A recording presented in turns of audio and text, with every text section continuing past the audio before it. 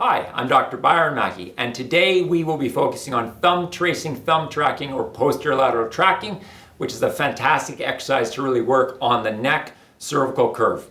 We largely form cervical curves, neck curves, when we're babies, and we're doing tummy time, so we're on our stomach, and we're tracking people that are walking past us. So that motion of tracking diagonally upwards is actually really powerful to help reform some of that natural cervical curve. It's also a great exercise to really help with the SCM muscles, with the upper trap muscles, with the suboccipital muscles, and to help rehab some of the rotator cuff muscles, and a really powerful neurological exercise.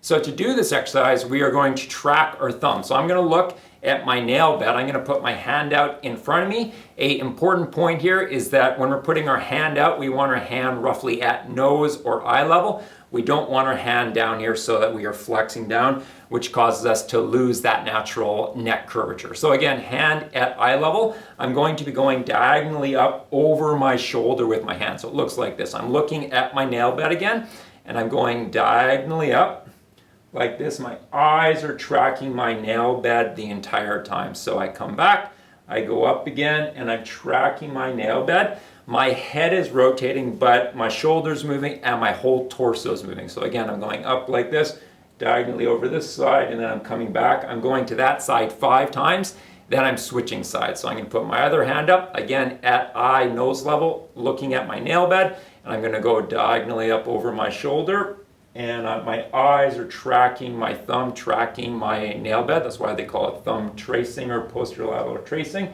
can do it 5 times again on this side. Once I've done 5 times, then I'm going to switch sides again. I'm going to aim to do 5 repetitions per side, 2 sets per side, ideally twice per day.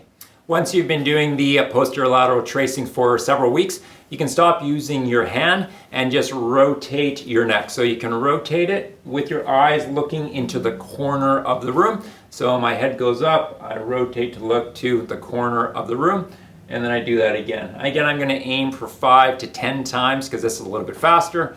Again, I'm rotating my head up, so I'm going into rotation plus some extension.